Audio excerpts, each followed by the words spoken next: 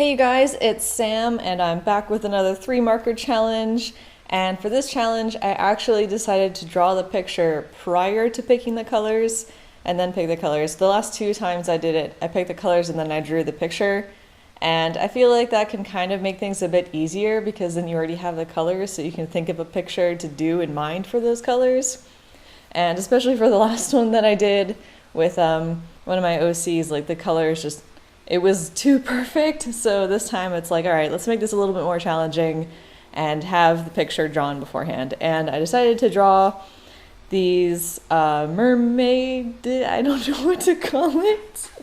I asked one of my friends for a suggestion for a sea creature and they said oarfish, and I was like, I don't know what that is. And then I looked at a picture and I was like, what, that's a thing? And apparently, yeah, it's a thing. So I drew oarfish mermen, and yeah, it was a lot of fun to draw it. And yeah, then coloring it, I got G07, YR65, and G29.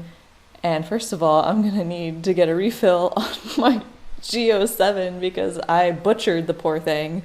I used a lot of ink. Like, I drew this the other day when I'm recording this, and this paper is still smelling like alcohol. I used a lot of ink, but I'm pretty happy, surprisingly, with the end result. Like, it came out way better than I was expecting. I was kind of nervous about what colors I was gonna get because, I don't know, like, I'm not, like, the best in terms of mixing colors. So I'm kind of glad that this one wasn't too bad. And it was actually nice to have 2 greens and then the orange as like an accent.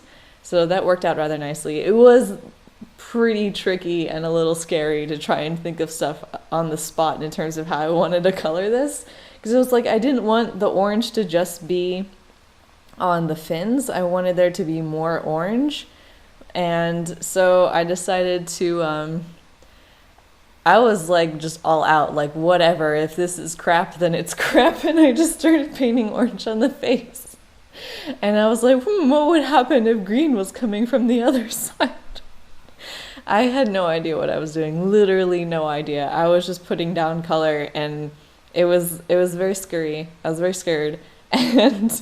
But I'm really happy that I did it though, that I pushed myself and did something so radically different than what I used to do. And yeah, so that worked out well. I wish I could have blended some parts a little bit better because the orange and the green kind of had not the easiest two to blend. I did try to go over the green since that was the more kind of dominant color quite a few times with that orange. And then I tried the tip-to-tip method where you put the tips of the markers together to try and get an in-between color. And I did that a couple times, but I didn't really notice it helping or doing much of anything. But then again, I don't ever do the tip-to-tip method when I use my Copics. I think this might have been actually like the first time. So yeah, I need a little bit more practice with that apparently. I mean, really a lot of this was just making it up on the spot. And then like as I was using the G07 and going down the one in the front, the guy in the front, his body, I was like, well, I need to use the G29 at some point because I hadn't used it yet. Thus far, I'd only used the G07 in the orange. And I was like, okay, what if there was this fade from the tips of their tails to like the rest of their body? I'm like, okay, that could potentially work.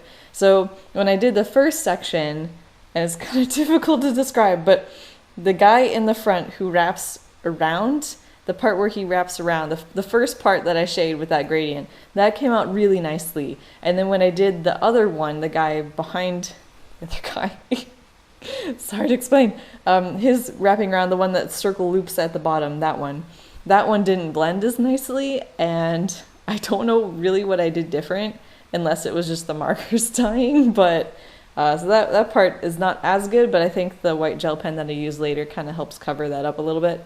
And that white gel pen, that freaking made a huge difference.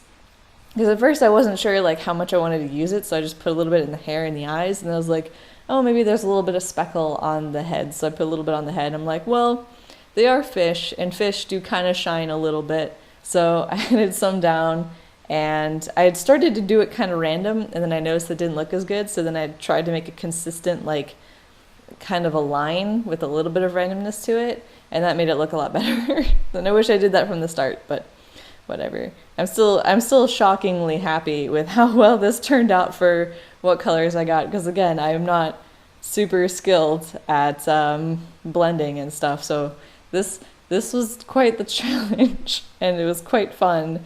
And I kind of forgot how much fun actually 3-marker challenges are. So I might have to do some, what am I saying? Like, of course I'm going to do more in the future.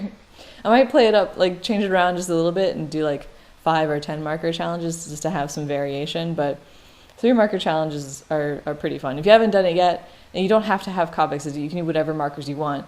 I definitely recommend trying it out because it is really a lot of fun.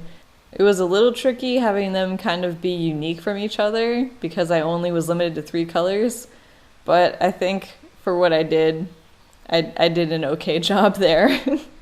Alright, so that's it for this challenge. Hopefully you guys enjoyed. If you liked, feel free to give it a like and subscribe if you haven't already. I upload new art-related videos every Thursday and Saturday, all with the hopes to inspire you guys to improve. And if you would like to color the line art, check out my Patreon page because it's already posted on there. Thanks for watching. Bye!